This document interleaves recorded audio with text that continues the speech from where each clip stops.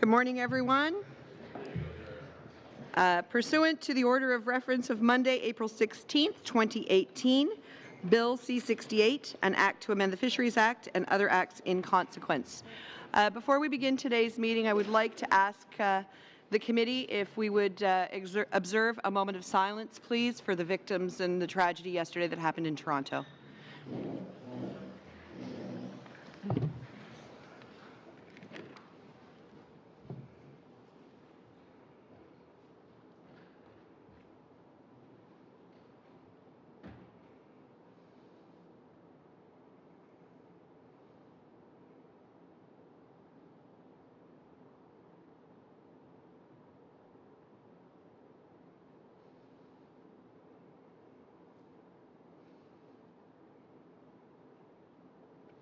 Thank you.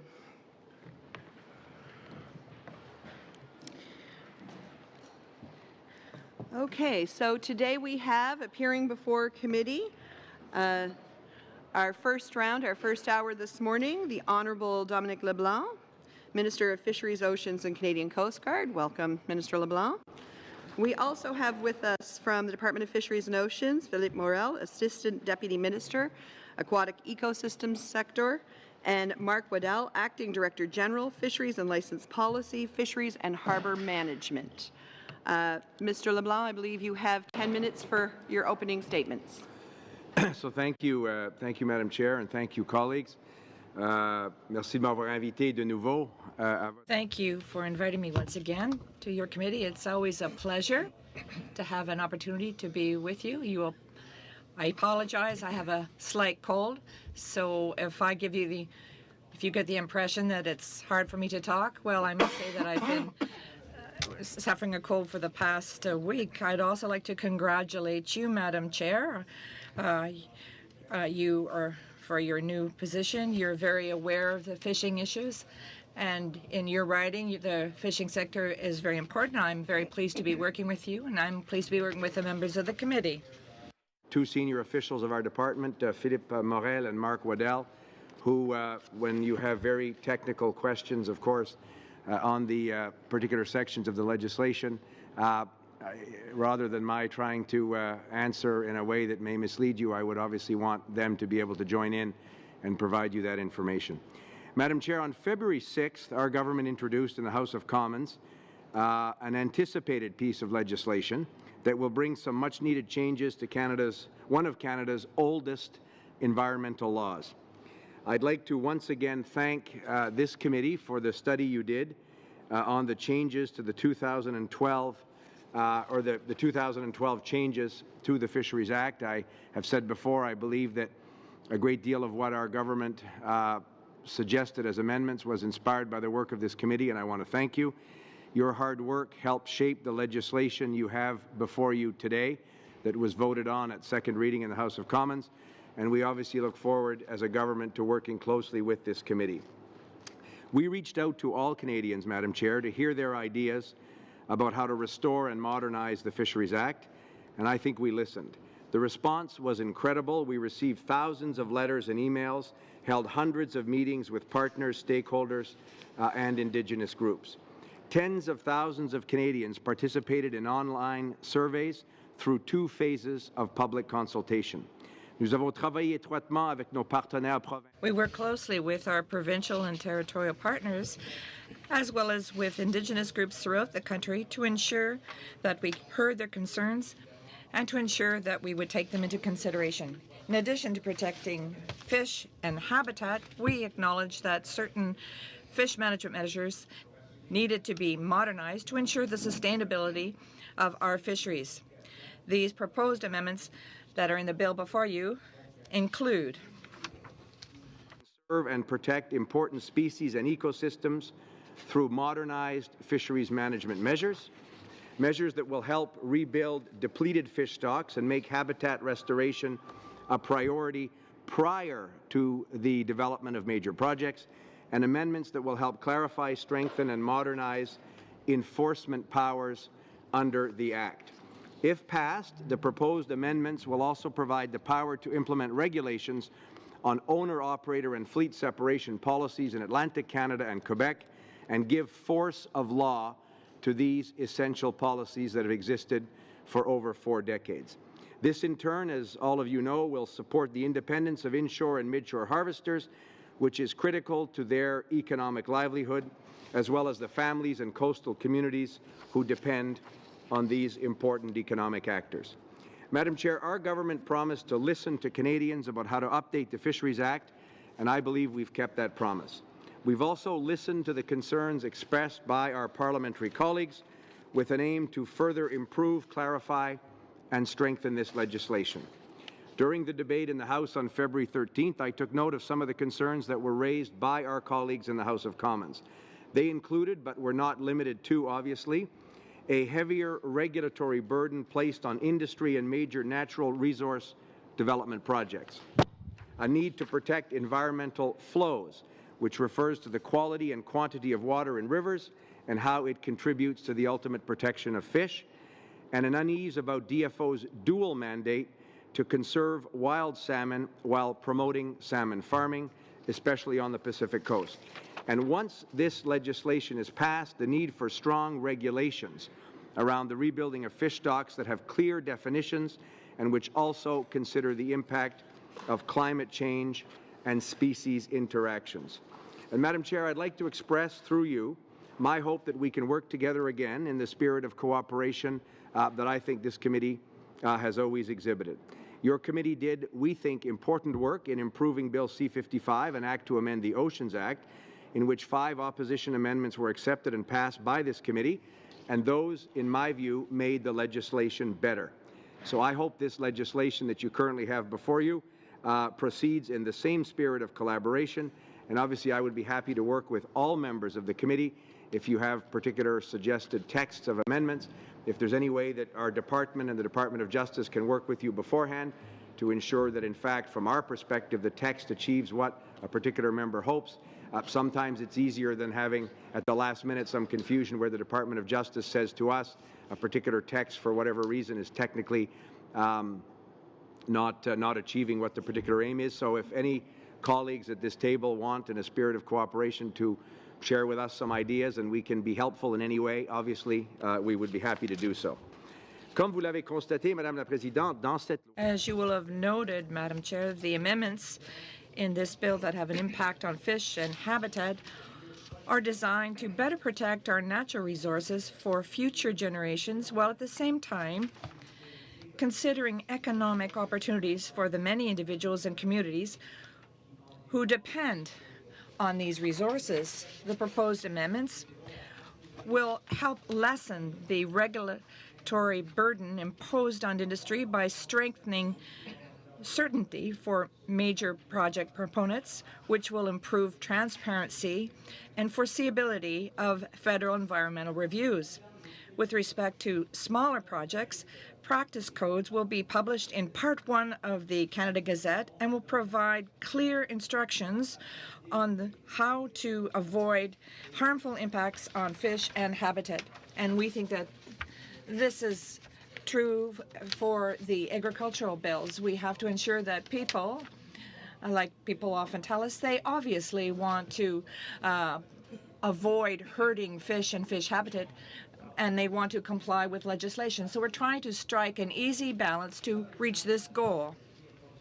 Rebuild fish stocks. In 2017, our department launched a plan to put into effect rebuilding plans for 19 fish stocks on a staggered basis over 4 years.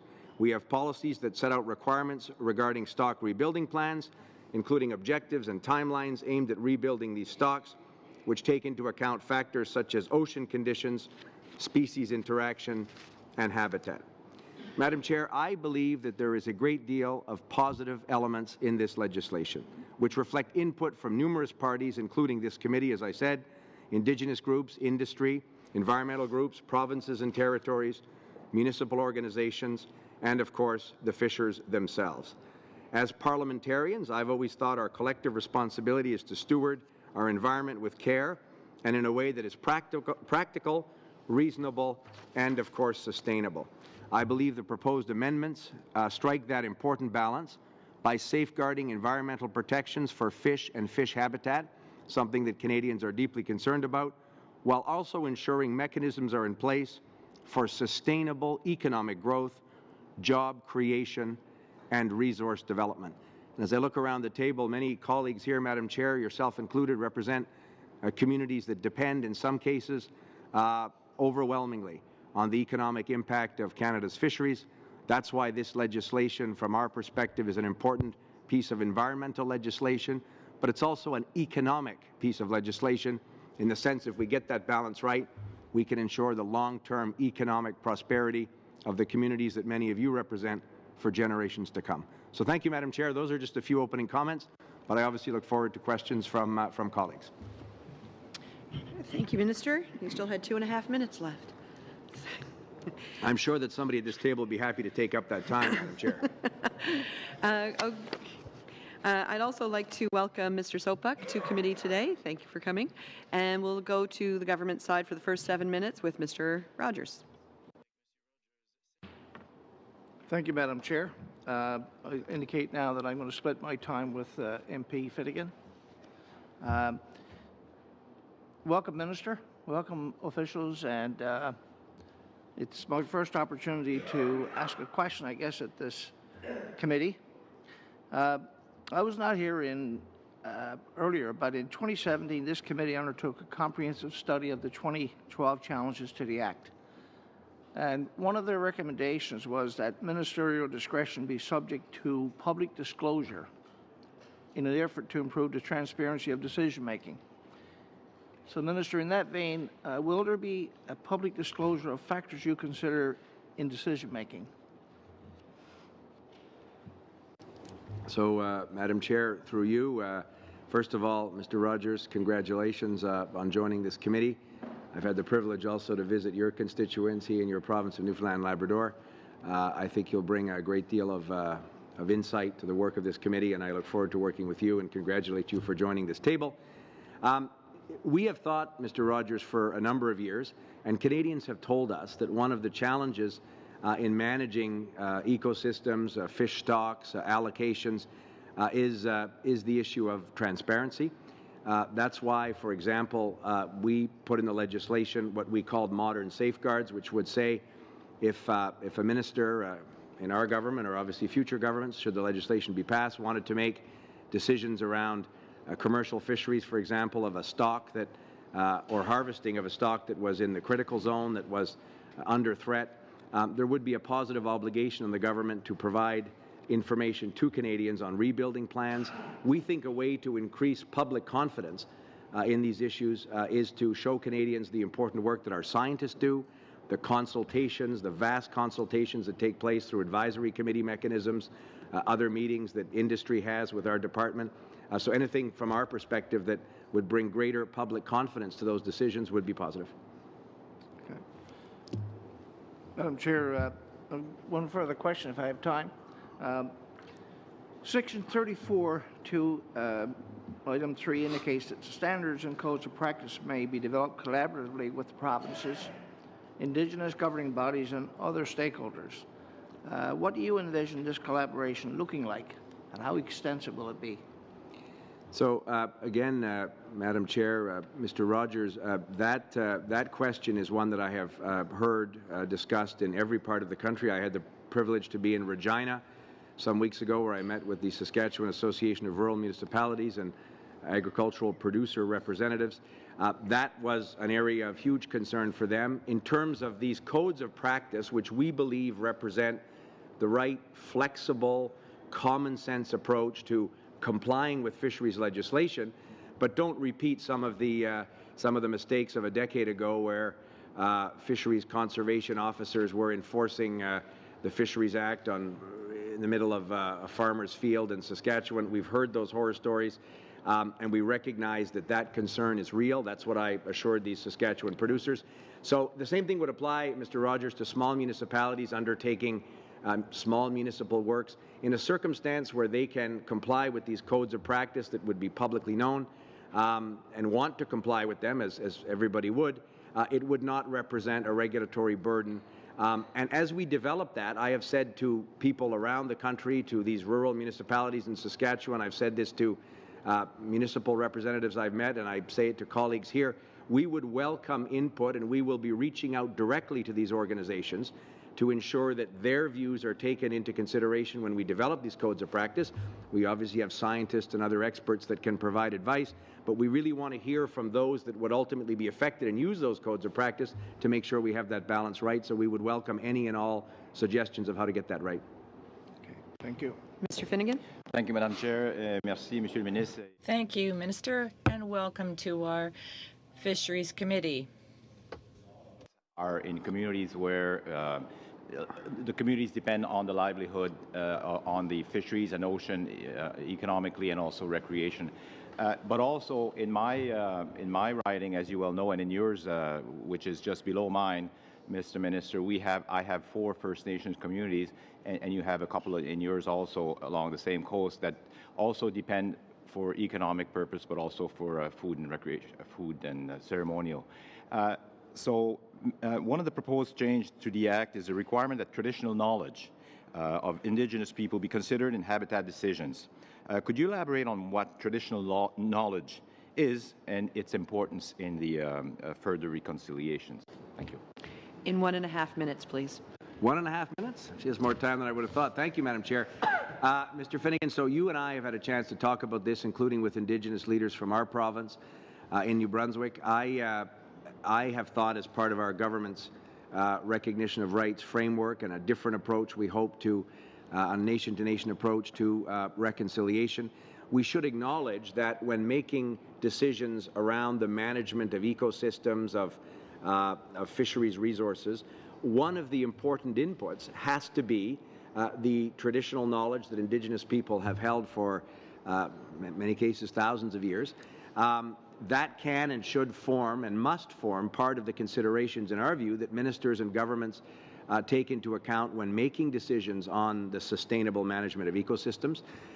So we thought that by clarifying in the law an obligation on the government to consider that traditional knowledge, also, of course, to safeguard that traditional knowledge, because in the traditional intellectual property sense, that knowledge doesn't belong to us, it belongs to the Indigenous nations. So we wanted to specifically have provisions that would assure them that if that knowledge was shared with governments as part of the scientific exercise to understand ecosystems, that knowledge would be respected but also protected. So we wanted to have that clearly spelled out in the legislation as well. Merci. Or do I have? You have 20 seconds. 20 seconds. So would we have already concrete examples? So when you're talking about protection of their, how could this work together, that we also protect their knowledge rights or patents or whatever you want to call it? How would that work? Can you have an example on that? I'm not a patent or trademark lawyer, and I use that just as a sort of a public policy example, Mr. Finnegan, in the sense that, and I've had the privilege of meeting Indigenous communities on all of our coasts who talk to me about their impressions of resources, changes in water temperatures and ecosystems, what they're seeing over time. That, to me, must and necessarily should form part of the scientific analysis that governments and other public policy institutions take into account. So I think that can be done in a very collaborative way. Thank you. Thank you, Madam Chair. Thank you, Minister. Mr. Arnold, for 7 minutes, please. And the department for being here today. This is an important act, and I think deserves great scrutiny. I was interested to hear the question from the member from Newfoundland, Mr. Rogers, and I think he was alluding to something that he's probably a little bit apprehensive to bring out directly because he's afraid of suffering the fate of our former chair here. But recently there was some decisions made with reallocation of the surf climb quota. You spoke to a great deal about transparency in decisions, that should be open, that there should be consultation. It appears that decision was made, the reallocation or award of that allocation was made to a non-existent corporation at the time. They had no Indigenous partners at the time, and they had no boat at the time, apparently not meeting any of the criteria that were set out by the department to be able to meet and qualify for that reallocation. Can you consider that transparent, or can you be more transparent about why that decision was made? So thank you, Madam Chair, and thank you, Mr. Arnold, for the question. I'm more than happy to be transparent about why that important decision was made. In your question, I think one of the key words you used was apparently, because one of the challenges, and members of the former Conservative government would appreciate this well, when you have an open process where you invite industry and Indigenous partners to provide proposals and submissions on an issue like this, very similar to what former Minister Shea had done, I think in 2014, where 14 different proposals were received. I am told, I haven't seen those. I returned those proposals unopened to the proponents because, as we've said before, it didn't include any Indigenous participation, that particular process. So we followed a process very similar to that, where we asked companies with experience in offshore fisheries to partner with Indigenous communities. But one of the challenges is commercial confidentiality and commercial information that governments receive in these proposals are not made public. That's a very normal thing. It's a practice followed by previous governments. So when people... Excuse me, Minister, the corporation wasn't incorporated until after the actual reallocation was made? How does that meet the criteria? Well, again, Madam Chair, through you, Mr. Arnold, we can go into the details of particular proposals, and some people who were not successful in a proposal, because in our view they didn't provide the necessary economic benefits that we were seeking to achieve, have been offering all kinds of comments that have inaccurate information with respect to who. I can tell you this, without talking about specific proposals, because that would be inappropriate. In the proposals we received, should some of the suggestions you make be accurate, you said apparently, so you, I think, would acknowledge that perhaps some of them or not all of them are as precise because it's not public information, because it's commercially protected. This particular proponent would not have been alone in some of those circumstances. So what I'm trying to say is industry partnered with Indigenous communities, and to say, by the way, that this particular proponent, Mr. Arnold, I'm answering your question, to say that perhaps this particular proponent, as you asserted, did not have Indigenous partners is, I can tell you on the face of it, absolutely inaccurate. At the time of their proposal, that is inaccurate. So it's just an example of some of the inaccuracies that are contained in this conversation. And as I say, one of the challenges is to respect the confidentiality of the commercial information we receive from 9 proponents. I don't think it's fair to compare, in theory, one particular proposal to another proposal when, in fact, none of those facts are known. Minister, did you just a few moments ago imply that there were other applications that had similar flaws to the one that was actually accepted? Well, no, first of all, I wouldn't have characterized them as flaws. That's your word. What I did say is that some of the inaccurate or misleading stories that I've seen with respect to this proposal would not be unique to one particular proposal. Thank you, Minister. Minister, I would say that in looking at campaign platforms, election promises, statements that were made, the overall goal in this revision of the Fisheries Act is so that you can claim you've restored lost protections. Is that correct? Again, claim has a negative connotation that I certainly wouldn't describe myself to. I don't think it's a claim. When we were in 3rd place in the House of Commons and we made a series of commitments to Canadians and went from 3rd to 1st with a majority government, we intend to honour those commitments, Mr. Arnold, that we made.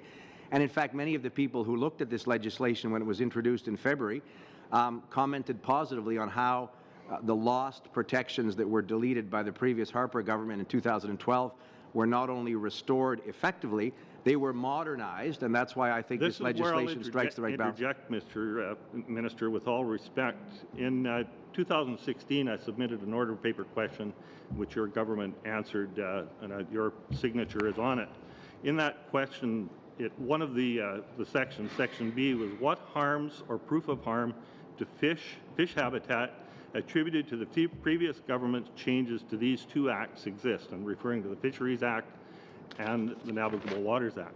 The answer to that was the department has not been either resourced or mandated to conduct this type of comprehensive monitoring and has not undertaken specific monitoring or analysis to compare the impacts of changes to the Act. So you had no proof of any harm.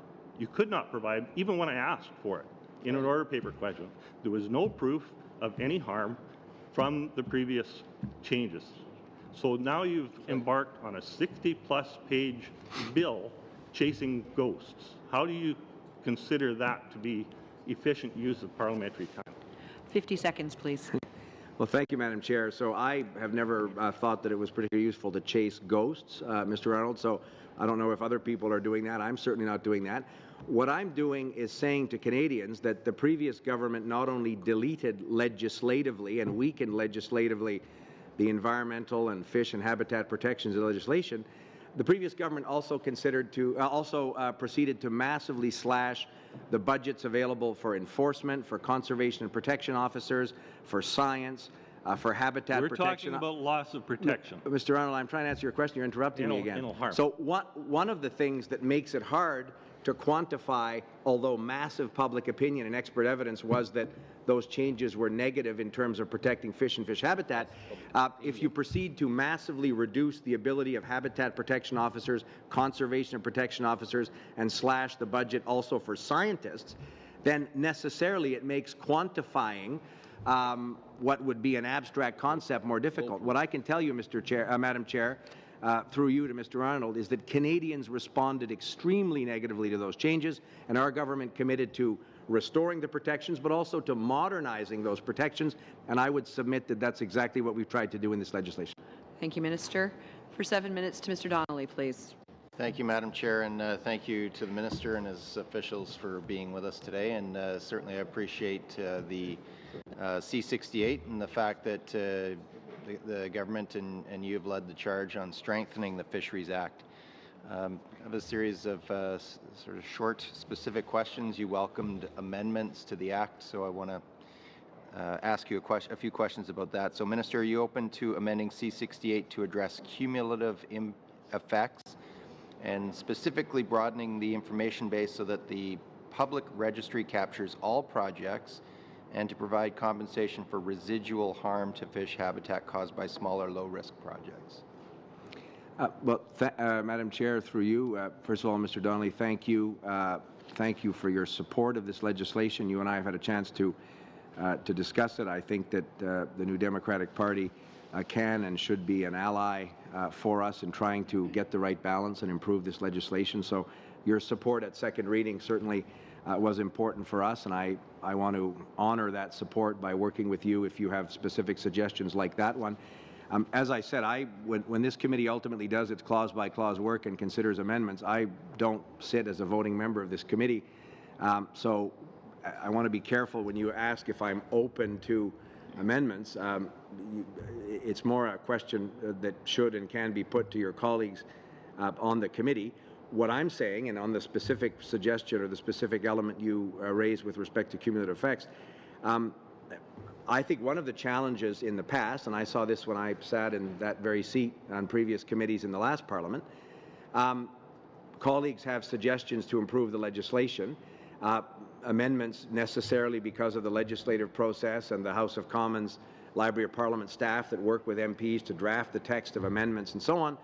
Often it arrives at the last minute, and the Department of Justice, in advising my department and the government, identify technical problems, and then colleagues may decide that because of a technical problem, colleagues in this room, that a particular amendment shouldn't be considered or supported at that time. So what I'm saying to you, and I'm saying to all members, is I certainly am sensitive to strengthening those provisions if it can be done in a proper way, as you and I have talked about before. So if there's a way that we can work with you, and I will be able to ask the Department of Justice to give me, and I would share it with you, that technical advice on how a particular amendment may interact with other clauses of the bill, and then you can consider, obviously, how you want to factor that advice into whatever amendments a colleague would choose to propose. But if it, in a sense, short-circuits that last-minute sort of confusion where amendments may be defeated or not considered in a proper context, if I can in any way work with you and other colleagues in a transparent way before the clause-by-clause process would begin or notice has to be given, I would be happy to do so. That's great. And I think in terms of getting to C-68, the ministry went further than what this committee even recommended. There were more recommendations that were included in the legislation than were actually proposed through this committee. So that's good to hear. And as I say, Mr. Donnelly, a lot of those came from environmental groups, from industry groups, from fish harvesters themselves. So I'm hoping that all of us receive some of those encouraging suggestions from a whole myriad of different groups as well. Definitely, and we certainly have, and we'll put those on in a timely manner and get the wording as obviously through the standing committee, but in other ways as well. So just in continuing with that, Minister, would you support amending the to strengthen the fisheries or strengthen provisions around environmental flows and fish passage in the Fisheries Act? Again, the answer, the top line answer, Mr. Donnelly, would be yes.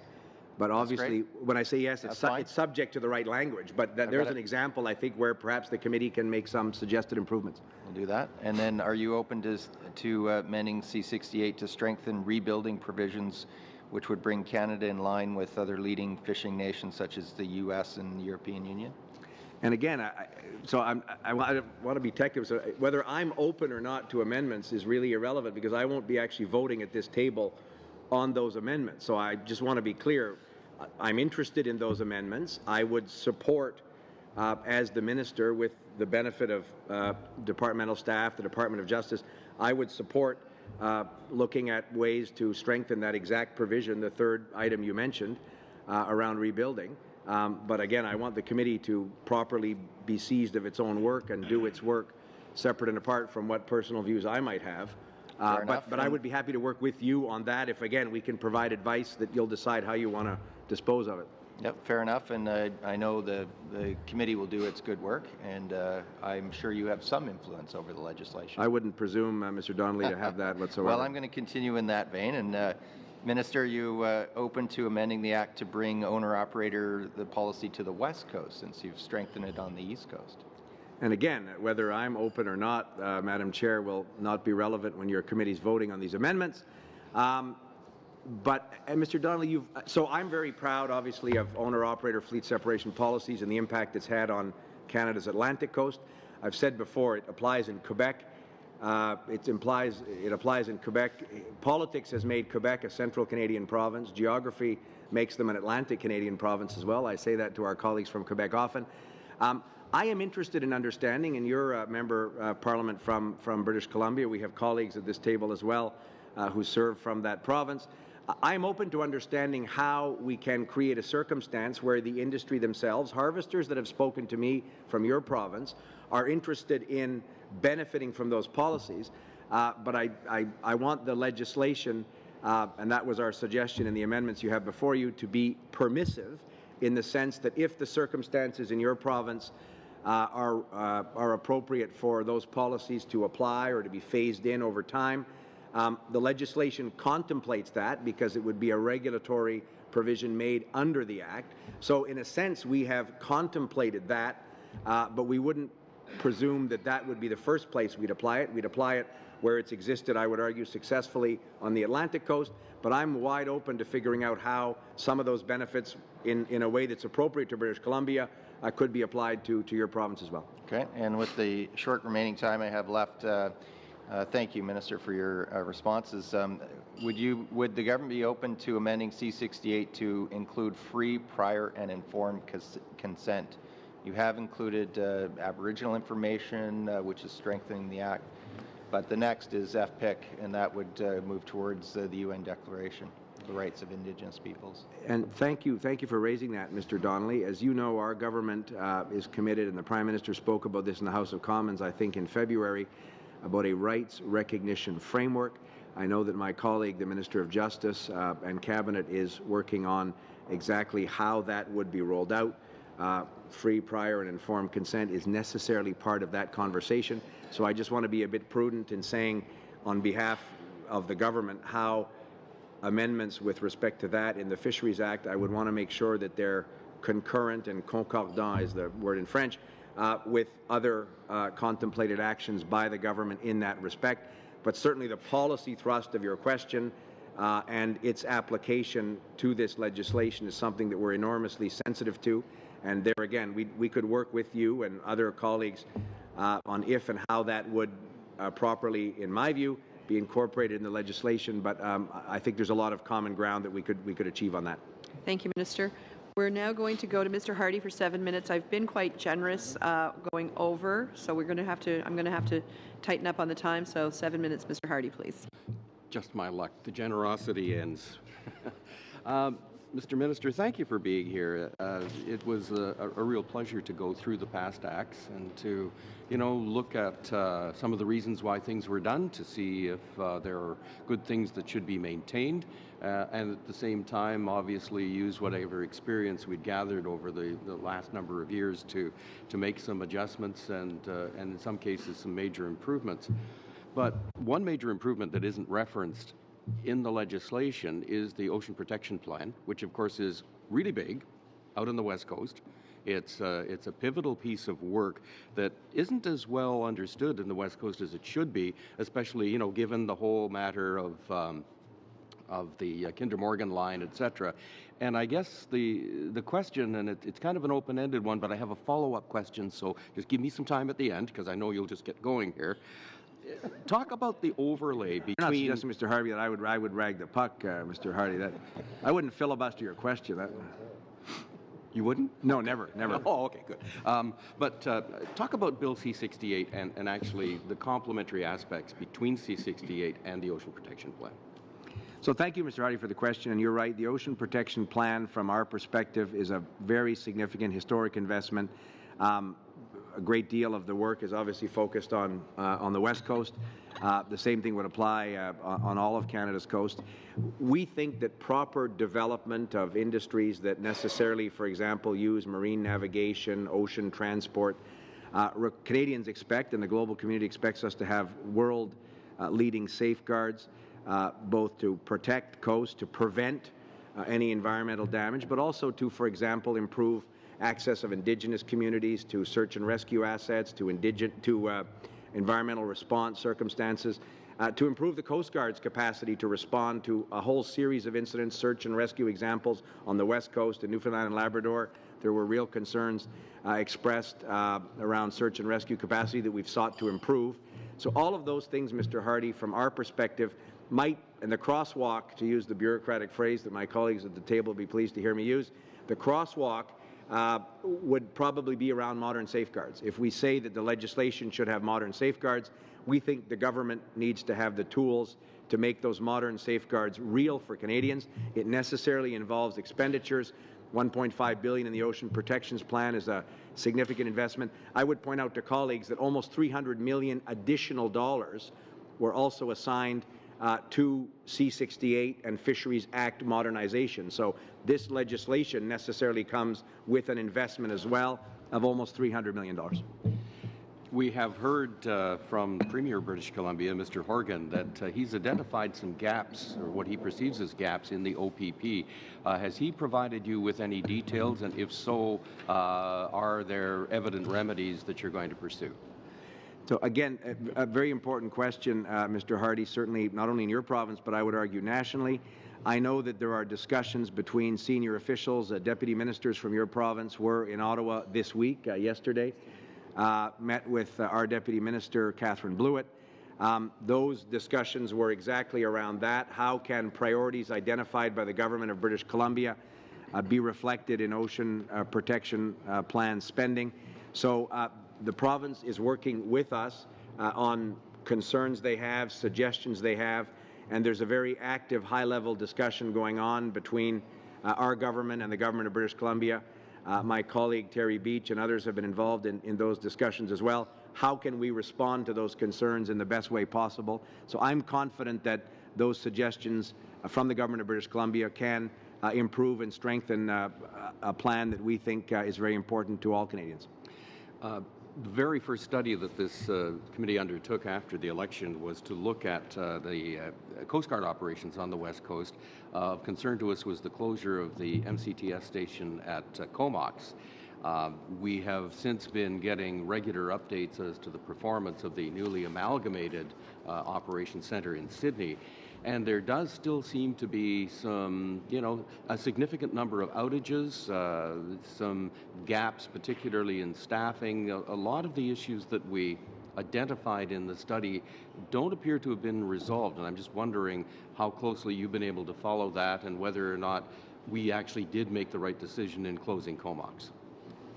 So thank you, Mr. Hardy. And I remember some of the discussion, as you say, in the months that followed the election. I think Mr. Tutu was Minister of Fisheries and Oceans at the time. But I remember those discussions around Comox, and colleagues from your province certainly raised it in our caucus and spoke to me about it. I have insisted that the Canadian Coast Guard respond to the concerns of British Columbians and ensure that the facilities that I've visited in Sydney are in fact able to provide the highest level of service necessary for people navigating on the West Coast. I do acknowledge that there were some concerns around outages or service gaps, radio towers or electrical outages in some circumstances, raised perfectly understandable concerns. The Coast Guard has assured me that the investments they're making and have made, but are committed to continuing to make, will provide the level of service, the highest level of service possible, and in fact it will be a better level of service and reliability than would have existed in the previous MCTS circumstance with the technology. But Mr. Hardy, what I'll do is, we don't have a representative, a senior official from the Coast Guard here, but I'll ask Philippe Morel to make sure that the Commissioner of the Coast Guard gives you the details of the circumstances, that the investments we're making, and how we believe the Sydney facility can provide the appropriate coverage in British Columbia. And I'd be happy, if you have specific questions or concerns, obviously I would ask the Commissioner of the Coast Guard to be available to respond to them. But we'll get back to you with specific examples of concerns we've heard and what we've done to remedy them. But if you would like to have a further conversation, I'd be happy to do so. Excellent. 30. Very Point of quickly. order. Oh. Mr. Donnelly? The minister has mentioned that he would pass on information. Would he make that available to the committee? Happy to do so, Madam Chair. We would be happy to send it through you. Thank you, Mr. Donnelly. Thank you. Okay. You're all right, Mr. Hardy? You're finished? I'll you had have 30 other seconds. questions of Okay. officials later. Okay. We will now go to Mr. Sopak for 5 minutes, please. Thank you. I want to just correct the record, Minister. I was on the Fisheries Committee when the review took place, and there were many people and groups who were very much opposed to changing our Fisheries Act. Ron Bonnet, the president of the Canadian Federation of Agriculture, said the experience that many farmers had with the Fisheries Act was not positive. It was characterized by lengthy bureaucratic applications for permitting and authorizations. And he went on to point out how much better the new Fisheries Act was. I was pleased to hear you talk about the sensitivity to rural areas, and you want to do a better job. The other thing that was discussed at that time was the need for quick reviews of infrastructure that had been damaged to ensure that infrastructure could be repaired. However, I'm going to bring up a specific matter to you, a specific issue, because talking in generalities is not as helpful as bringing a specific example. The Assiniboine River flows through Manitoba and flows through the community of Portage-la-Prairie. And that area is represented by the Minister of Education, the Manitoba Minister of Education, the Honourable Ian Wishart.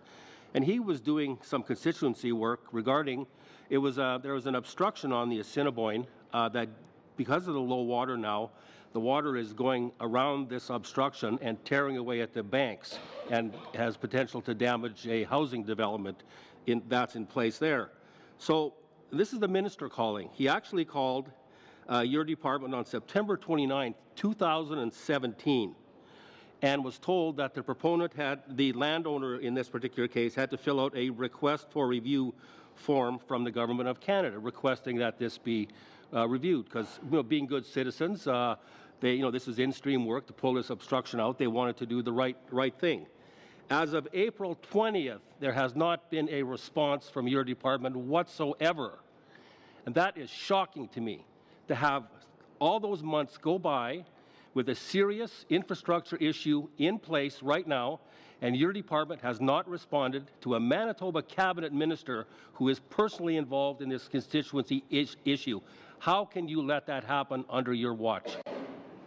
So, Madam Chair, thank you, Mr. Sopak, for the question.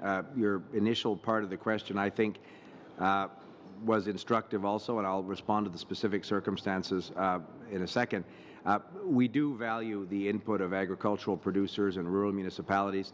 As I said, I think that when the committee considers its work, we should be alert to and listen to some of those voices that we've all heard. I certainly was and want to be and will be. So we recognize some of the very legitimate concerns that existed in the past. We think the solutions that we've proposed strike the right balance, but we would be open to continuing to listen to that. With respect to the specific issue, obviously, you'll, I think, appreciate that a particular application in Manitoba on the Assiniboine River, I'm not personally familiar with that application on September 29th. I haven't been briefed on that specific issue. I will obviously be informed on that and be happy to get back to the committee with details on that particular application. The one thing I can say is that our government is investing massively in improving infrastructure, particularly around climate change mitigation. And I've heard, and your province... I'm not asking about climate change, Minister. We actually asked about infrastructure improvements. Which is okay. You asked about infrastructure improvements. Well, except in this is a specific case. You come to the committee, you're bragging about how well the department does and so on, and I'm pointing out a shocking level of bureaucratic incompetence that is not addressing a specific issue in a Manitoba cabinet minister's constituency. Obviously, Minister, I did not expect you to know the specifics of this case, but I'm mostly speaking to your officials. This is shocking to not have a response on an issue, as on an ongoing issue that is threatening infrastructure, and your department is dragging its feet. I would recommend, Minister, that you send a very strong message to your department that rural communities are to be treated with respect, and politicians, provincial or MLAs are given that respect. And I would respectfully request that you look into this issue. And my... Go ahead. So thank you, Madam Chair. And Mr. Sopak, obviously I wouldn't ascribe myself to the phrase shocking incompetence of the bureaucracy. I don't view that that's the appropriate way to characterize the work that almost 11,000 men and women do in my department every day to serve Canadians. You've identified a specific project, as I said. I would point out to the committee that that project would have been considered under the 2017 Fisheries Act as amended by the previous Conservative government in 2012. So that particular proposal would be looked at in the context of the previous legislation. I do believe that the code... I didn't interrupt your question. I don't know why you'd interrupt the answer. Anyway. I would point out that the codes of practice are precisely the best way to resolve some of the smaller scale infrastructure projects.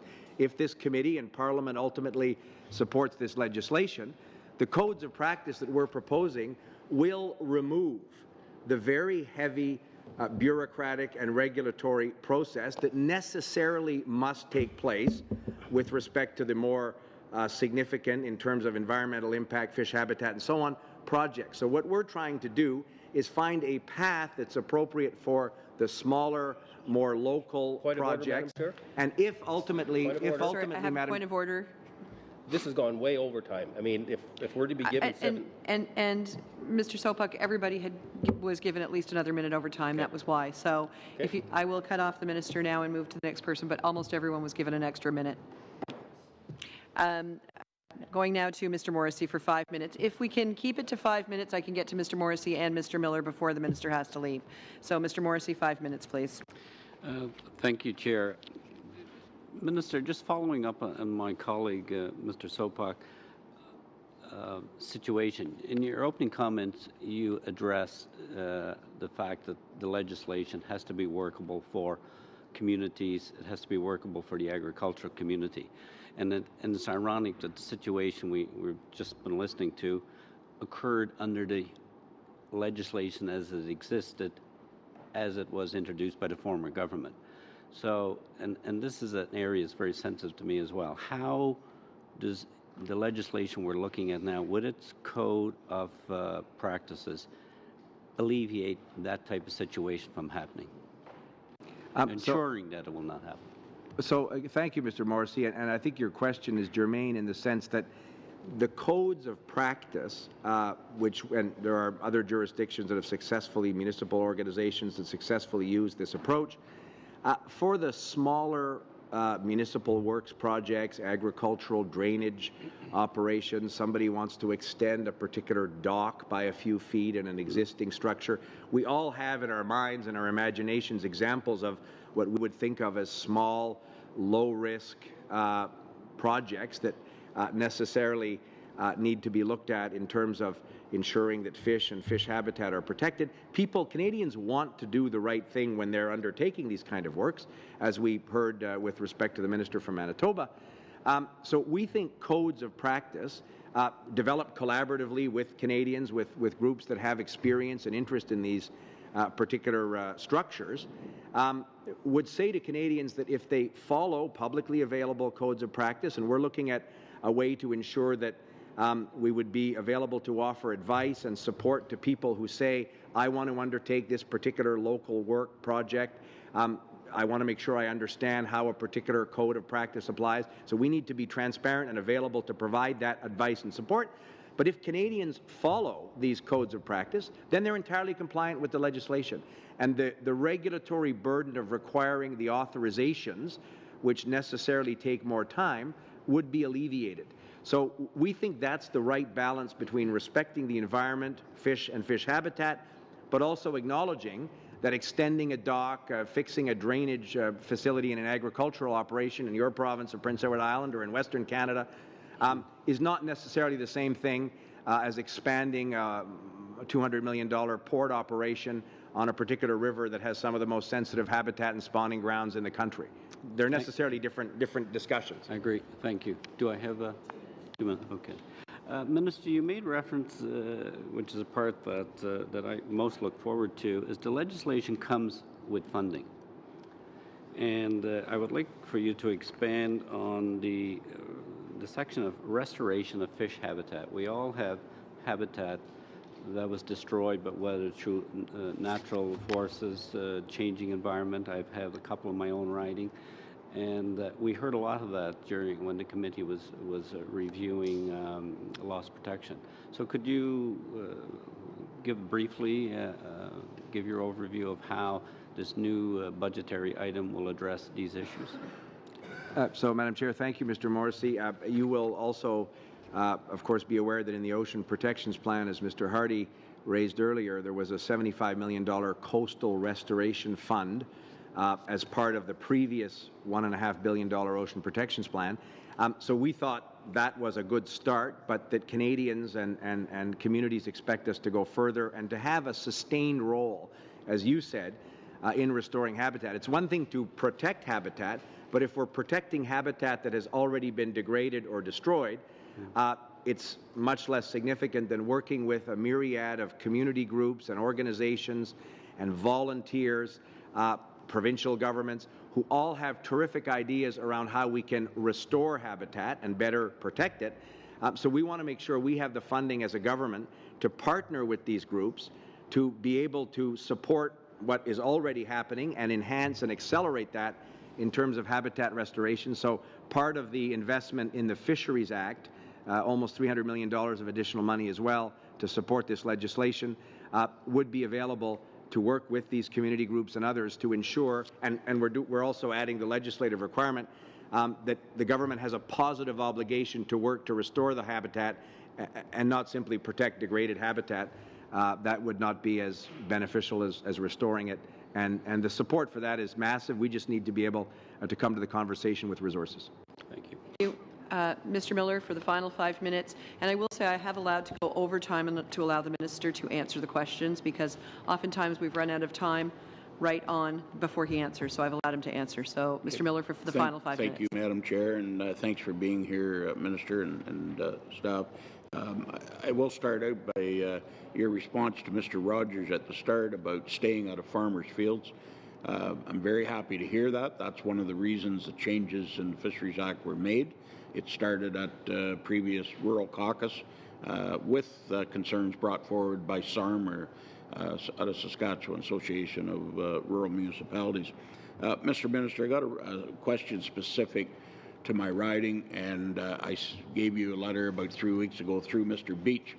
Municipality of Meaford leases a harbour off the DFO, or the federal government, and they have an agreement in writing that says any damage to that harbor, what have you, that of course the government or DFO is responsible 100% of the repairs.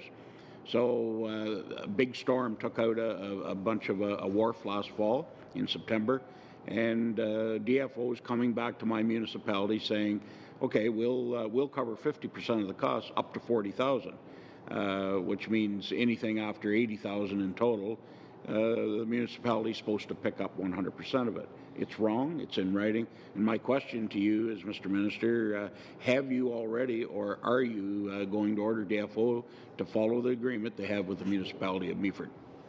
So, thank you, Madam Chair, and thank you, Mr. Miller, for the question. I want to make sure you're referring. I want to make sure I understand the precise question. Are you referring to the Cabot Head Lighthouse, or you're referring to No, Cabot Head is way up the Bruce Peninsula. Meaford so you're referring to the harbor, the wharf structure itself. In the municipality of Meaford, which is halfway was between damaged. Sound and Collingwood. Okay, because you and I know the lighthouse was also an issue, and we're working on, I hope, resolving the environmental contamination there, so that tourism that structure. Would be a welcome. Yeah. So, and I based on the discussion that you had with Mr. Beach, we're, I hope, making progress on that, and we'll be happy to keep you informed. I've asked us to find options quickly. With respect to the wharf, again, the harbor infrastructure, one of the things we have done is invest, I think, considerably in improving our capacity to respond when there is storm damage, which is unfortunately an increasing phenomenon to many of these structures. One of the challenges across the country is that a number of these structures have been divested in the past. They're owned by municipalities. I have some in my own riding, by community groups. And obviously the challenge... That's not the case here, Mr. Minister? Obviously the challenge, Mr. Miller, is in those circumstances, we never have enough resources to repair the harbors. But I have been told that we're working on options with respect to the one you identified, recognizing its importance, and I'd be happy. We haven't finalized the expenditures for this particular fiscal year. I hope we're doing so in the coming days, and I'd be happy to get back to you with specific options for that particular harbor. Okay, Mr. Minister, I get that, and I understand, or I hope you can understand, why Mr. Sopuck is frustrated, as I am. This is a yes or no answer, Mr. Minister, with all due respect. There is an agreement. There's been a breach in the wharf, and it needs to be fixed. Like, I mean, the sailing season starts traditionally in early June, but definitely it's going full blast by July 1st. If we get any kind of a major storm at the time, millions and millions worth of dollars worth of sailboats and other pleasure craft are going to be damaged because of it, and the federal government's going to end up being responsible for it. And for the bureaucracy to, all it needs, I think, is to rattle some chains. And this needs to get done. It's urgent. It happened last September. So I guess I'm asking you to tell DFO to quit ragging the puck on this. Yeah, and again, I wouldn't share the characterization of ragging the puck. Rattling the chain, that's something I'm happy to do if it's helpful to you. Glad to hear it.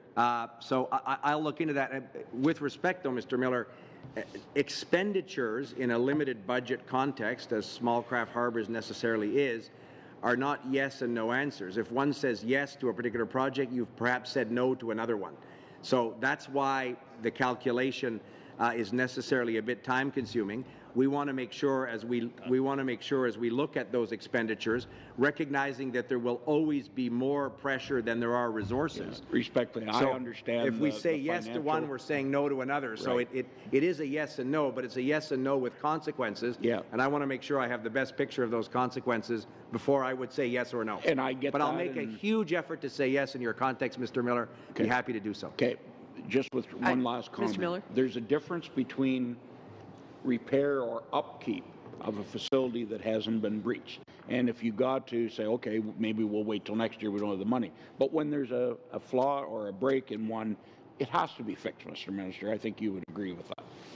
And I recognize that, Mr. Miller, but as I say, unfortunately, that's a circumstance across the country that necessarily exceeds the budget capacity, even when we add $250 million over 2 years to the budget. But I'll make every effort to ensure that we can be as supportive as we can to that project, as I do for all of them. I suggest you pull some money out of the Asian Infrastructure Bank. Thank you, Mr. Miller. Thank you, Mr. Miller. time is up. Mr. LeBlanc, Mr. Waddell, Mr. Morel, thank you very much. That's our 1 hour. We're going to take a short break, suspend for a couple of minutes while we change for the other officials. And yes, Mr. So, Minister, Madam you Chair, have last thank you for comment? this opportunity. As I say, we had a cabinet meeting that started 15 minutes ago, so I will excuse myself. Mr. Waddell and Mr. Morel are here. They're going to be joined by other colleagues who have intimate knowledge of the details of this legislation. And if I can ever be helpful and come back at a time that your schedule would allow, I would obviously be happy to do so, and I thank you for this opportunity. Thank you very much. 2-minute break, please.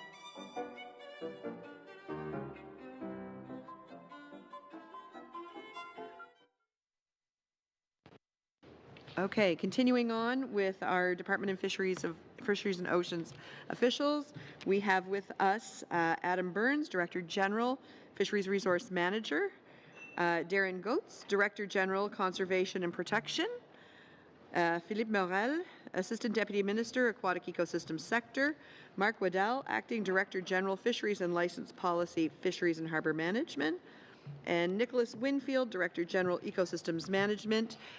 Welcome, gentlemen. Thank you for appearing today. I understand there is no opening statement, that you will go directly to questions. Is that correct? Oh, Mr. Morel, 2 minutes, please. Well, just 2 minutes to introduce. So you introduce my colleague, and we're pleased to be here with you today and devote most of the time to respond to your question. We did circulated a presentation yesterday to committees, which presentation is also available on the website, it's a presentation we use with all stakeholders, ANGOs, industry, Fisheries Association to present the Act after it was tabled. So I hope it's providing you good context. You see with the number of DGs that are around the table, the complexity of the Fisheries Act. We did consulted over 16 months, received a lot of comments starting by SCOFO, and really appreciate it was the foundation of the work that we did and listened to Canadians, and we're able to integrate almost all the comments we receive from Canadians. We also want to point out that this work was done in collaboration with the 3 other departments that have environmental reviews in the same time and that are studied by the NV committee at the moment. So we also try to bring some consistency with the legislation put forward by government. So I'll stop there, and we're open for questions, and I'll direct the traffic with my colleagues depending on. Okay, thank you, Mr. Morel. Before we go to questions, I will be keeping time. I did allow us to go over to allow the minister to answer in the last round, but this time we will be keeping close watch on time. I would like to also ask for the committee's consent to end this minute possibly about 10 minutes earlier, simply because we do have our next committee meeting over in the Wellington building, so we do have to move for the next fisheries meeting over to Wellington. So if I can have the committee's agreement to end this 10 minutes sooner, I would appreciate that. Do I have consent? That's fine. Thank you. Actually, there's a large demonstration outside, so it might take a little bit longer. So, yes. Madam Chair, if there's any adjustments to times because of the 10 minutes of shortage, I just ask that the time allotment be appropriated accordingly. Noted. Thank you, Mr. Arnold. Okay, so we're going to start with our first round of questions. We will be going to Mr. Morrissey for 7 minutes, please. Thank you, Chair. I want to follow up on the topic that was started by my colleague, Mr. Sopak, and the Minister spoke to. One of the most frustrating aspects for farmers or from small municipalities is the unknown.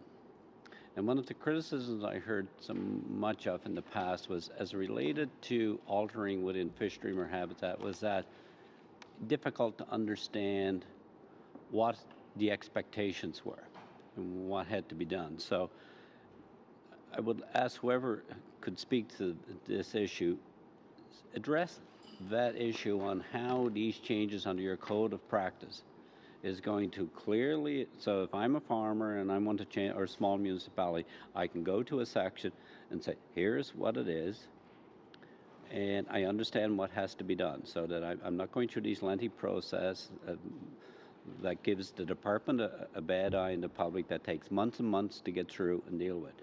Because that's important that we get that right, that this committee be able to improve. And we heard a lot of evidence on this on both sides. So could you speak briefly to how you see the code of practice modernizing and making it more efficient for the person that would be impacted as well as the department to enforce? Okay. So the codes of practice are exactly made for that. The previous regime, uncertainty was also brought by the self-assessment on the website. So codes of practice are best practice to conclude a work. As the minister described earlier, it could be a culvert, it could be a small municipal work, it could be farm drainage. And everything is confined in consultation with the potential user in a document that becomes regulation. So it's a regulation that will provide some due diligence that if you if you follow the code of practice, you in a certain way get the due diligence that you need not to ask for a Fisheries Act authorization. So you do have some certainty that if you follow what's in the code of practice, which is built on the best practice, the best way to execute some work, that you did your due diligence and you don't need to ask for a Fisheries Act authorization. The certainty it brings, so we will need to build those codes of practice. Some of them are already Will it be process. in everyday language or bureaucratese? I forgot. Because one thing we're having there, but it's the ability to understand. So a good example would be a dock that have interaction with fish habitat. So the code will describe the kind of analysis you need to provide before starting the work and how the work should be done in a way that it does not impact the fish or the fish habitat. And that code will be developed with DFO officials and stakeholders, including the best practices will be in the code, and the code will be regulated. So it will be published in Canada Gazette, and people will be able to comment. Read it and understand it. Okay, because I want to move on to, what do I have, Madam Chair? 3.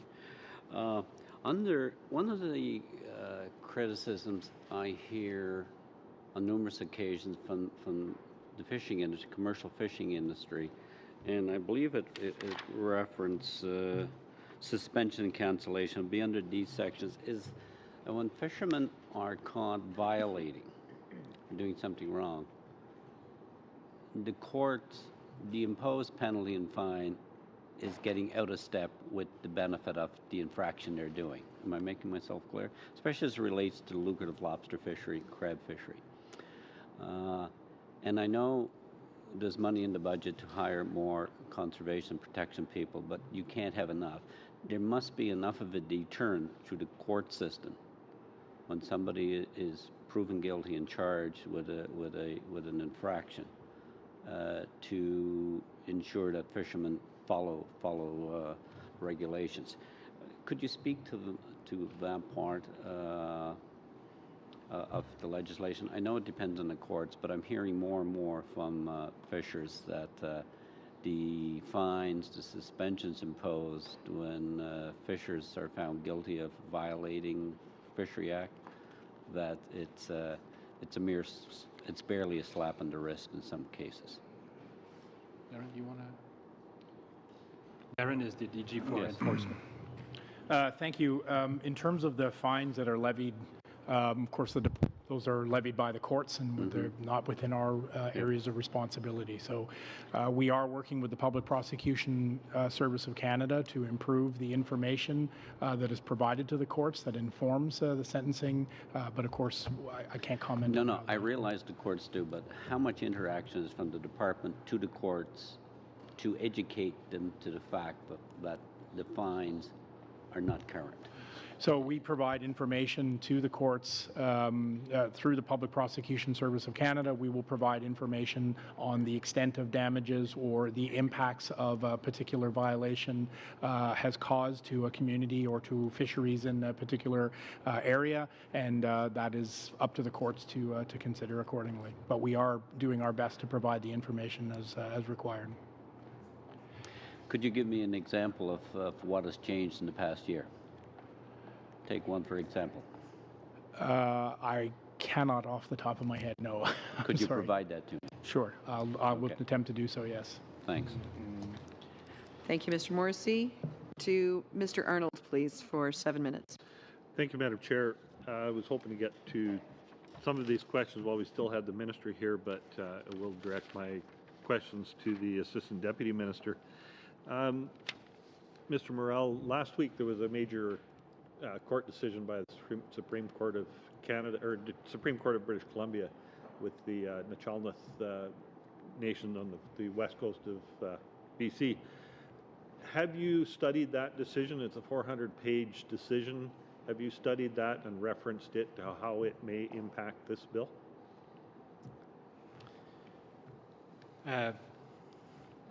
So, of course, there's many people in the department that are studying the housing decision.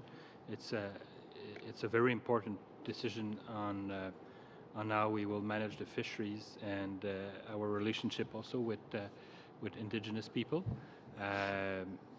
We are looking at all the impacts, but right now I don't have an analysis of how this decision will impact the Fisheries Act. More probably from the fisheries management perspective. I don't know, Adam, if you're the same place. So we're studying it right now, and we're still in the period of a potential appeal. But we're not waiting for that to look at the decision, which is a very complex and detailed but very useful decision for us. So we will look at it and we still don't know see if there's some adjustment. We still don't know if that decision may impact this act, which is what we are here today, is to study the act and possibly make amendments to it and send it back to the House, and yet you haven't finished analyzing the court decision to see whether it's going to impact the bill and any work that we're doing. Well, we have court decision every week that impact DFO's operations, so we always take into consideration the decisions made by courts, and we adapt if we even in the Fisheries Act there are some amendments that are housekeeping. We call them housekeeping because they're incorporating some changes that were provided by previous court decisions. So when we have that opportunity, we do adjust. So right now, if we need to adjust, we will see what we need to do in the short term. But I don't think that we should wait for proceeding with the Fisheries Act. Do you have an estimated time frame for when you'll finish reviewing the Chalmette or Housat decision? Not a precise one, but we're on it right now. Okay. Part of the steps that have been taken, and I see this as a release from the minister, saying, as an immediate step, I have directed the Fisheries and Oceans Canada to review the Pacific salmon allocation policy. We will work in collaboration with Indigenous groups and all stakeholders to renew and co-develop this policy. Looking at the harvest or the managing factors in that allocation policy, first concern is conservation, second is First Nations, I believe food, social, and ceremonial, third is common property resource, fourth is recreational allocation, and fifth is commercial allocation, sixth is selective fisheries, seventh is other allocations. The Housat Chalmette decision, where will that place those commercial fisheries in that list of priorities?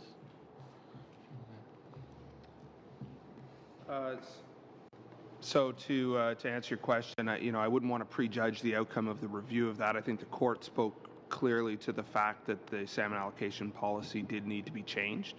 But in terms of what the resulting policy would say, I wouldn't want to speak to that. Why did it say it needed to be changed? Can you be a little more specific? So I think that unfortunately I don't have the court ruling in front of me, so I'm working from my recollection of the ruling, but I think that it spoke to the priority structure of allocations within the policy and the fact that was that for the list that I just gave you, so I'm asking what specifically did it say is not right? So I think that it was the priority to recreational fishing for certain species over Indigenous access. I'm saying it based on recollection, but I think that was the general observation of the court, and so the department will be working with all of those stakeholder groups you identified to. So are you indicating that recreational or a commercial Indigenous fishery may supersede a recreational or a public fishery? Again, I wouldn't want to prejudge the outcome of that work.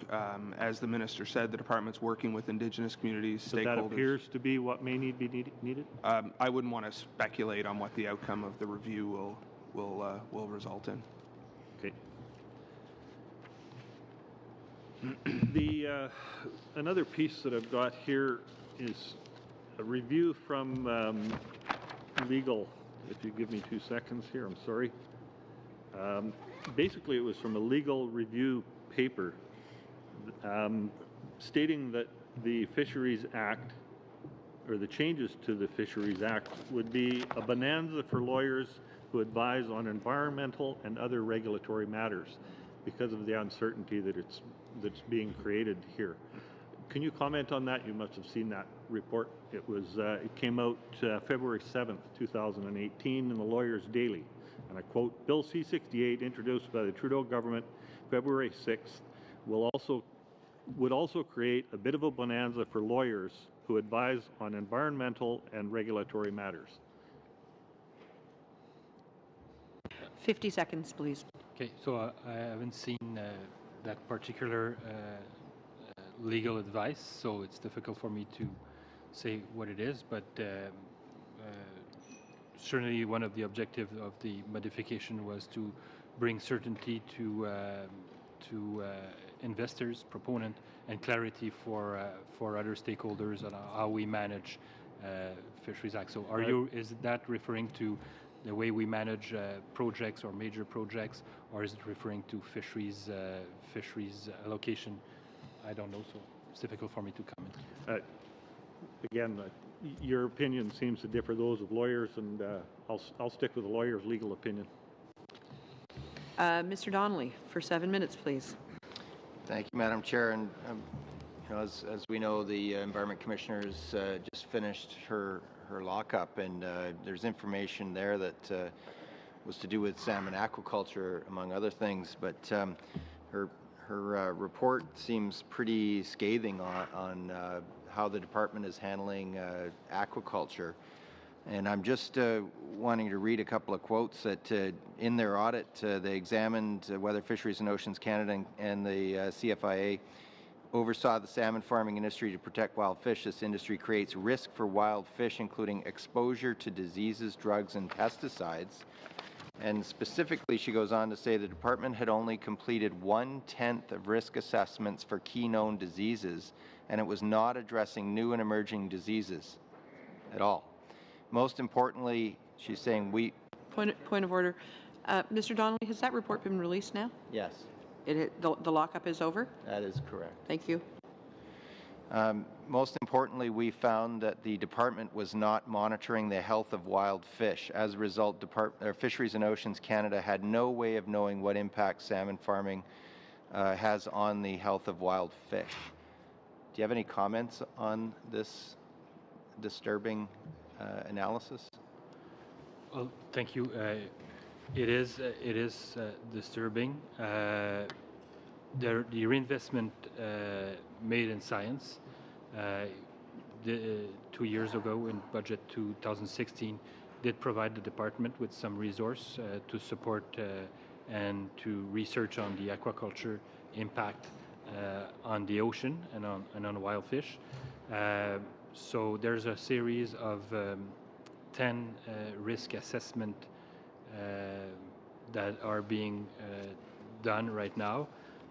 One was released. All the risk assessment are planned, and they will all be delivered as required or as expected in the Cohen report by 2020.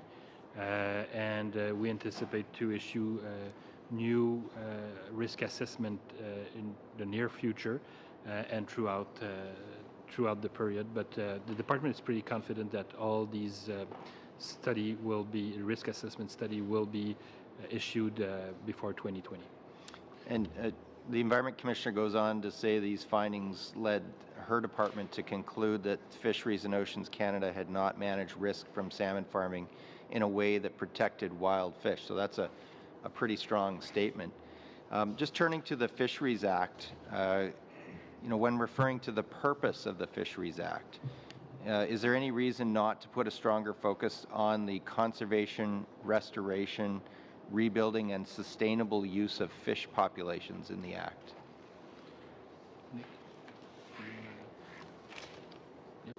Sure. So the purpose statement does provide for the first time the opportunity to focus the Act. As the Minister said, we're open to any comments that you may have on that point. Right now it's pretty focused on giving meaning to the legislation, so we're open to your input on that. That's great, and I think it's to be commended to have a purpose statement in like the Oceans Act, so this is a really positive move. In terms of environmental flows and fish passage, how will environmental flows and fish passage needed to protect and restore fish habitat be factored into authorizations under Section 35? So the Section 35 requires that all of the factors laid out in Section 34 are met, and those factors include whether or not restoration of fish habitat has been considered or duly considered prior to issuing an authorization. The sections related to fish passage and flow have been revised to really take into account the fish habitat requirements, which includes flow needs and temperature needs. So the framework for decision making in the factors section linked to the authorization requirements and the changes to fish passage and flow are intended to be more holistic in nature and to address fish conservation issues. Do they anticipate climate change or a changing climate? Climate change is not specifically referenced in the Act. Cumulative effects are, but we do take into account ecosystem conditions, and we will need to document that. Yeah, that's a big issue with a lot of creeks, streams, rivers that are warming now with less water, higher temperatures, and you mentioned temperatures, so that's something now I think with a changing climate that we're going to be all faced with. We have a little bit of time left for 1 minute, 46 seconds. Okay. Oh, okay. Can you, just turning to residual impacts, can you explain how the cumulative impacts of small or low-risk projects will be addressed under the amendments to the Act imposed in C-68? So one of the biggest issues that's come up both in Bill C-68 and in Bill C-69 is addressing cumulative effects. All the federal departments are investing time and effort to think through more holistically how each of the pieces of legislation can be gathering information that supports better cumulative effects assessment. The Fisheries Act provides an opportunity, first off, with issues like codes of practice and standards development, the ability to notify DFO that projects are taking place on the landscape, and us to then be able to have information available to assess cumulative effects over time. But this is only one of the opportunities that exists. There are more opportunities just in terms of investing more time and effort in looking at trends in ecosystems as compared to only looking at projects and site-specific impacts. And that's part of our investment towards science and looking at ecosystem changes. And just briefly in the short remaining seconds that I have, what can you tell us, the committee, a little bit more about types of projects that will, for which information will be captured in the public registry? 15 seconds. The public registry will list all projects that require authorizations. It will also list the standards that have been codified and provided publicly. And the section on public registry actually lists all of the kinds of documents that will be gathered and made publicly available. That is the starting point. Once we have the registry in play, then it will be easier to look at how we can best use that for other pieces of public information. Thank you. Mr. McDonald, for 7 minutes, please. Thank you, Madam Chair, and thank you to our witnesses for appearing here today. And I know some of you have been here several times before committee. The fisheries is no doubt a complicated file and a complicated department, but when you look at what our fisheries have done, especially on the East Coast, I'm from Newfoundland, and of course 26 years ago was the Northern Cod moratorium, and today we still look at that stock and it's well below the critical zone 26 years later. And my impression, and I didn't know much about the fishery until I came here in October of 2015, and it was a quick learning curve. But it seems to me that for decades, and I don't know how many to go back, successive governments have done a very poor job of, one, managing fishery stocks, and two, implementing a rebuilding plan. Other areas around the world, and I'll use Norway as an example, they had an issue with their cod stock, and it rebuilt in 6 or 7 years. We seem to not catch up or something, or we just think it'll do it on its own without any help. But part of the Act is to provide better certainty for industry. What's that certainty going to look like? What are we going to do to provide better certainty for the people involved in this industry? Part of the move towards better certainty begins with the identification of the consideration section of the Act, which now outlines the factors that the Minister will consider when he's making a fisheries management decision or any other decision under the Act. Those are not exhaustive list of considerations, and they won't apply in all circumstances. But with regards to rebuilding, too, there's now the inclusion in the new Act, or the proposed amendments, rather, that the Minister shall consider whether a rebuilding plan is in place for when he's making a decision on a depleted species. So to carry through on your example for northern cod was also a species, one of the stocks that was identified by the Commission on the Environment and Sustainable Development in 2016 and identified as part of the work plan by the department to develop 19 rebuilding plans going back to the stocks she'd identified in her audit. And northern cod is one of those. We are working on a rebuilding plan for northern cod. Yeah, is a little bit late, but hopefully it'll work, because it was only, I think, a couple of years ago, and some organisation were lobbying to have the northern cod listed as an endangered species. So I hope going forward we do a much better job of it. The other thing I'd like to talk about is we read that traditional knowledge is going to play a big role in this. In my riding, I don't have any Indigenous groups or any Indigenous fisheries, but what I do have and what I do hear from fishermen in the communities and the wharfs is that the officials don't take into account the knowledge that they have, especially even on the fishery of the previous season and the catch rates and where they were catching it, and whether it was poor catch rates or good catch rates, and we don't take that into account. So are we saying that with traditional knowledge we'll also include local fishermen that take part in the various fisheries and the knowledge that they have and the experience they have from fishing any particular stock? So yes, the section, the proposed amendment does include traditional knowledge or Indigenous knowledge, but it also includes community knowledge. So it's another knowledge that the Minister, on top of science, that needs to consider before taking any decision. So when there's no Indigenous knowledge that has been provided to the Minister doesn't have to take any consideration. For every decision that Minister takes, he does consult Indigenous group, but also community, and has to take into consideration the information that is provided to him to support the decision-making process. Okay. Thank you. I was pleased to see owner-operator put into the Act. The East Coast, in Newfoundland especially, a lot of people push hard to make sure that's in there. Now, previously, I think it was regarded as a policy that would be enforced, but it was never in the Act itself, and it didn't. I don't think it had any teeth in it to enforce it at all previously. How will that look going forward, and how will you enforce it? Because people tell me all you have to do is look up the registration of a particular vessel, and you'll see who it's registered to, who's the actual owner.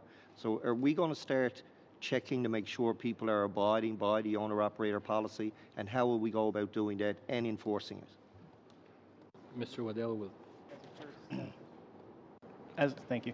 As a first step, what we will be doing, and the amendment is an enabling amendment, so we will be developing regulations to develop principles and moving our policies for inshore policies, owner-operator, fleet separation, and preserving the independence of the Canadian fleet of Atlantic Canada into regulation. So we will be consulting with stakeholders on that, getting their feedback in the regulatory development. And then once we have regulations, our fisheries officers will be able to enforce those regulations. Okay. How much time, Chair? Minute and 30, please. Okay, I'll be quick. I just want to bring to the attention of committee, I guess, commercial vessel registration and a policy, and just to show the contrast to how it's managed from one area to the other. I had a fisherman ask for a copy of the policy, one of them who appeared before committee recently, and so they checked, and they said, and the response they got back, one part was particularly interesting. It said, registered vessels may be specified as a condition of a license and registered in a license holder's name for a minimum period of 1 month, except in the Newfoundland region, where the minimum period is 12 months. Can anyone explain why the difference? Why would one area be such a vast difference from one province to the other? I mean, to me, DFO is coast to coast to coast. But yet you have these little differences from as close as one province to the other. Can anybody explain that policy to me or that regulation? 25 seconds, please. Thank you. I believe, Madam Chair, that the committee has been reviewing that over the last several meetings, and the rationale for that at the time was the consultation with fleets in Newfoundland. So I look forward to the report coming out of this committee and providing us guidance on how to proceed going forward. Thank you. Thank you. We've been watching what's going on the Hill. It's not quite as busy as we thought it was going to be, so we're going to try and get to everybody on the list.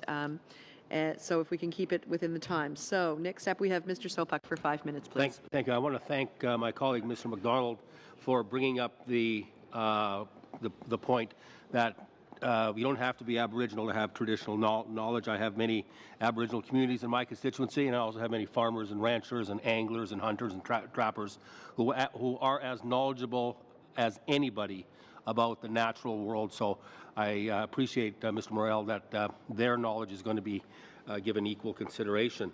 In my first iteration, I had a specific case in mind, but I'm going to talk about other things. But I just hope you heard about the case I referred to on the Assiniboine, and we'll look into it. On a more positive note, I must say I really like the idea of codes of practice. I think that that's a smart move, but I would just urge you to make them as clear as possible. Like culvert design is something I've been involved with, so fish can go through culverts. They can be designed a certain way. So just make sure that project proponents know exactly what they need to do in terms of water velocities and so on. But I really like the codes of practice. I also like the introduction of habitat banking. I thought this, and it has the potential to replace this no net loss idea, because no net loss almost implied you have to recreate something that maybe was altered, and it's almost impossible to recreate nature exactly. So in terms of habitat banking, will you offer a flexibility to proponents and allow for off-site mitigation? So, let's say some habitat was damaged in point A and point B happens to be 40, 50 kilometers away, but there's a place there where you could really do significant fish enhancement work to take care of what happened, to compensate for what happened in point B. Will you be flexible in the implementation of habitat banking and off-site mitigation?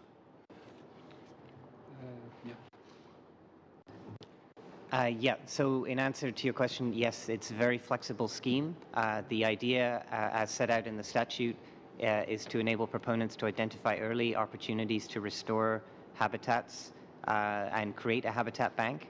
Those banks are maintained, and the credit ledger is maintained in such a way that it can be used in other areas.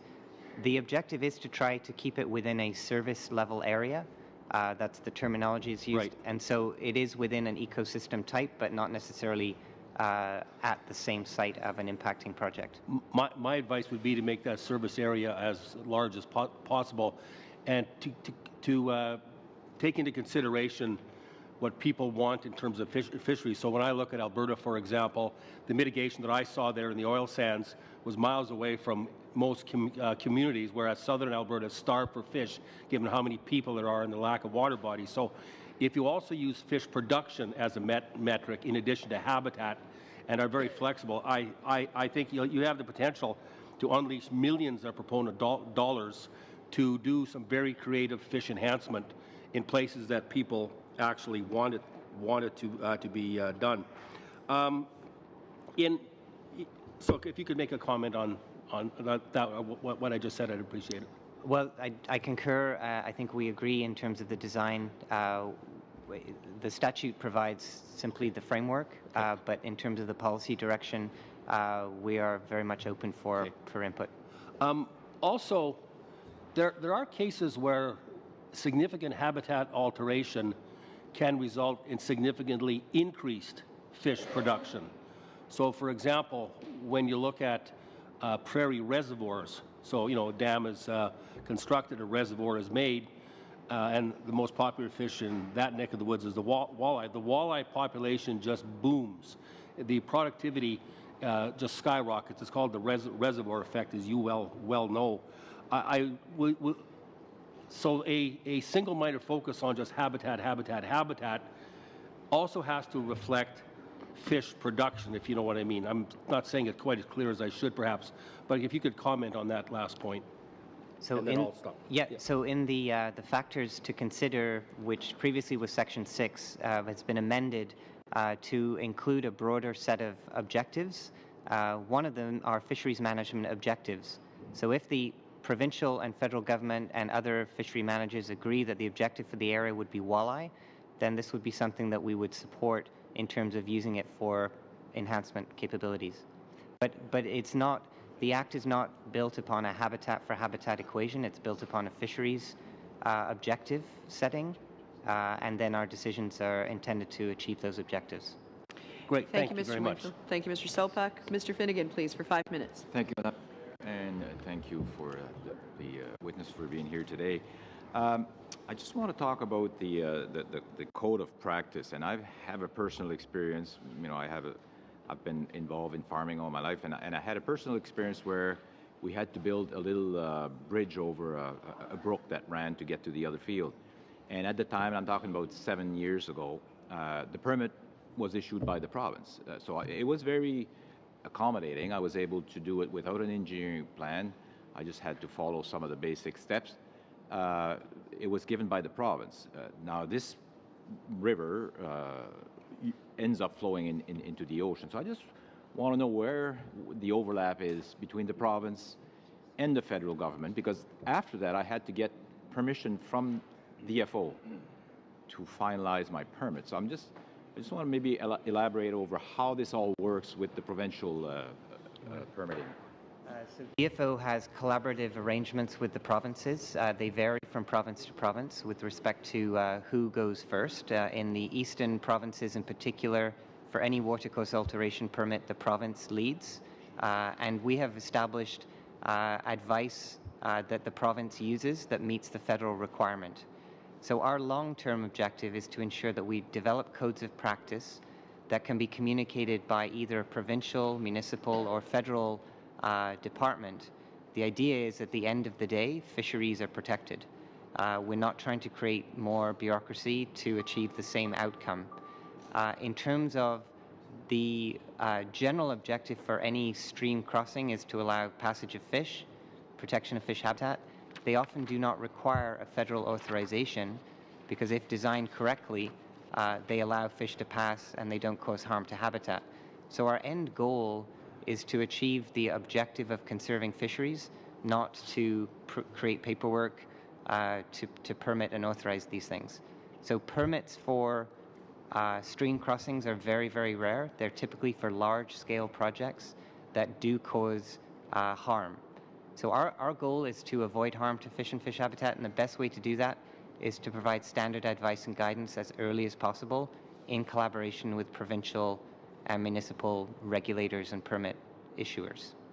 So in my case, they just came at the end and made sure that everything was there. Is that generally how it works? You let the province, again, working with them on standard practice? Yep. But I mean, the federal government typically only gets involved if there's unavoidable harm to fish and fish habitat. Okay. And when we're following Mr. Sopak, the habitat credits, in New Brunswick, I think it's still the case, and they've been doing that for a long time. They've been working with Ducks Unlimited, for instance, where there's no wetland or any habitat loss. And the way it's worked, even with the provincial government, when they have to, to cut a road through the forest, I think they've been working with them. And again, they have to recreate. You can also, I think, if I'm correct, you can you also buy your way. So they'll say, well, you know, for $50,000, we'll use that and we'll recreate another habitat somewhere to make sure that provincially we don't lose any habitat. Are you aware of that? And is that kind of what we're moving into compared to the province of New Brunswick? So the Fisheries Act does not permit the exchange of money for habitat loss. The only opportunity is the habitat banking scheme that MP Sopak referred to. This is essentially a proponent can create habitat and pay for it. There's no exchange of money with the federal government. So we don't have, in some jurisdictions, they have an environmental damages fund. We don't have that as a scheme for permitting approvals of projects. Thank you.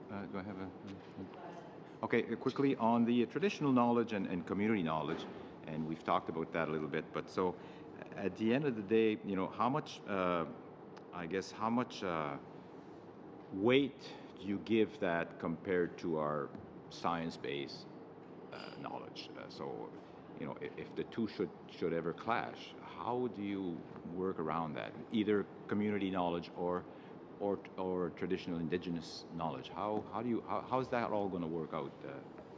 20 seconds or less. Well, I don't think there's really there's no priority. The minister has to take into consideration everything that is on the table. So he has to take into consideration and make his mind of which one he thinks prevails according to the objective of the Act, which was to protect fish and fisheries and fish habitat. So there's no priorities or listing of any kind in the Act. Thank you, Mr. Morel. Thank you. We will now go to Mr. Miller, please, for 5 minutes. Madam Chair, and thanks, gentlemen, for being here.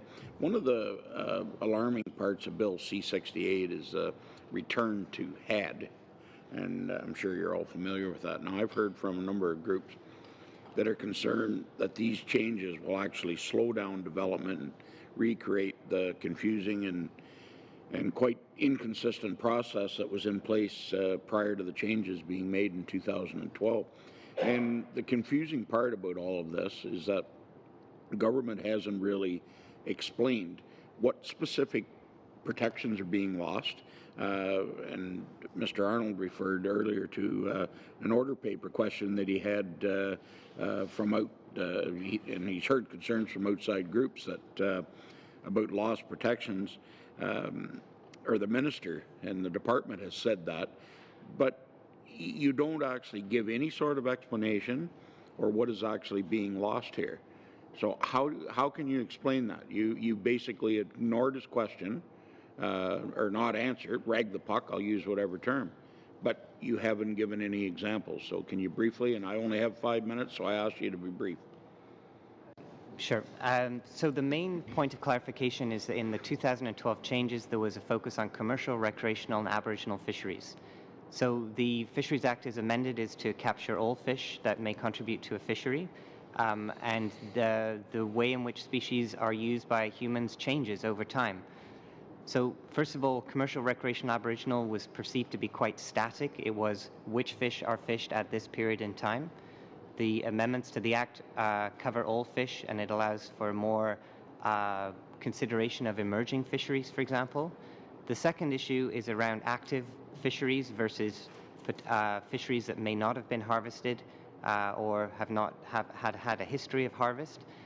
So when we look at northern lakes, for example, where there may have been no activity under the current Act, there is some question around whether or not those areas are protected because of the active fishery versus the future potential fishery. So this Act seeks to ensure conservation of fisheries for the future. And I think the third area, the third issue in terms of the question around evidence, the department has not been looking at projects that have not been referred to the department. So there's been a reduction by several thousand projects that the department simply doesn't look at to be able to answer your question about it. Okay, you still haven't given examples. The minister wouldn't give them either, so I guess we're not going to get them. I want to move back to issues being dealt with that are brought to DFO. We heard of Mr. Sopak's example where Minister of the Crown in Manitoba contacted the DFO 5 months ago, still has not even had an acknowledgement or response. And that's totally unacceptable. I think you have to agree with that.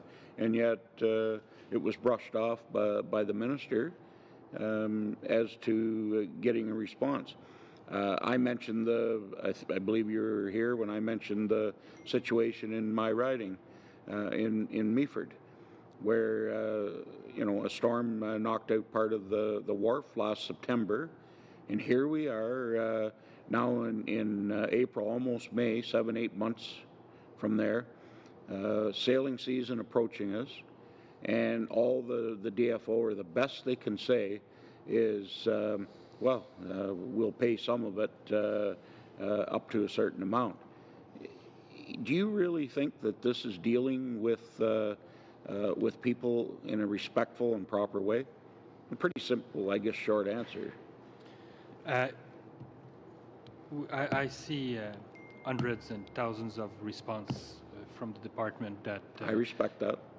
That we provide on time in the best way we can to provide information to Canadians.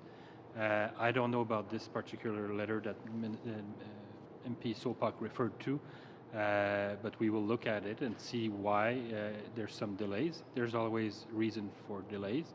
And is that the information provided was incomplete, or did we needed to investigate? So okay, I cannot provide you with the answer. But could I just stop you there, but we certainly have standards. Mr. Morrell, this is my 5 minutes, and I just want to, on a point that you made, I don't expect you to personally know all of them. Of course not. You can't possibly, or the minister. But the minute that Mr. Sopak brought that up, there should have been people sitting in here, there should have been emails flying saying, get that minister a response this afternoon. Thank you, Mr. Miller. Your time. It's gone. Your time is up. So what? Very quickly, please, Mr. Morrell. Very quickly. Team, and also by due respect, I didn't took my BlackBerry to send an email, but Nick was sitting there and he told me that he already sent an email to follow up, as I did also put a big X next to Mr. Sopak comments. So we're taking that seriously, and sometimes it takes more time to answer the question because we want to provide the right answer. It's not because we're not respecting Canadians or MPs or MLAs. Thank you, Mr. Morrell. What I'm going to do is, because we are down to the last 5 minutes, I'm going to give Mr. Rogers one question and Mr. Donnelly one question, and then everyone will have had their turn, and then we have to go over to Wellington, 320 Wellington. So, Mr. Rogers, one question, please. All right, just a very brief question, but I'm not sure how long the answer will take, but direct question. Have sections 32, 35, and 36 been re-examined for the purpose of environmental assessment triggers? They are not triggers of the Environmental Assessment Act. The Bill C-69 is the act that deals with that. I would note, though, that fisheries is a significant trigger for environmental assessment. It's not in the way that it was prior to 2012, so with a trigger coming from a law list regulation, but fisheries is still a major issue that triggers an environmental impact assessment. It's just not defined in the way that it was prior to 2012 in those 3 sections. Okay. I asked that question specifically because I sit on the Environment Committee as well. Okay. Thank you very much, Mr. Rogers. Mr. Donnelly, final question, please. Thank you, Chair. And just to follow up on Mr. Rogers' question, could we get those differences, or the difference between the 2 pieces of legislation sent to the committee? Because I'd be very interested in knowing how the Fisheries Act is a trigger or not. I want to come back to Dr. Sopak's question about habitat banking. So he's talking about opening up damage in one watershed to compensation and enhancement in another watershed, potentially miles or kilometers away, which for me is also very distressing. So at a local level, we want to see that watershed intact for fisheries. So in other words, when you and Mr. Winford, you were referencing that you were open to the idea of broadening that idea of basically allowing one watershed to be totally destroyed and then sometimes enhancing another watershed that, and it could be beyond capacity in some issues. So what I refer to is a service level area, which is essentially an ecosystem within the general area of the activity. It's not to say going from one province to another province or thousands of miles away. It's simply to say that it's broader than the site of the impact, and it has to be on a scale that addresses the types of fish populations that are being impacted by a project within that vicinity. Are there maps, or are there? So this is all to be developed. Okay, thank you very much, Mr. Donnelly. I want to thank our officials for being here today. We are going to adjourn now and then reconvene in 15 minutes at 320 Wellington. It's a new meeting. Oh, and it's a new meeting.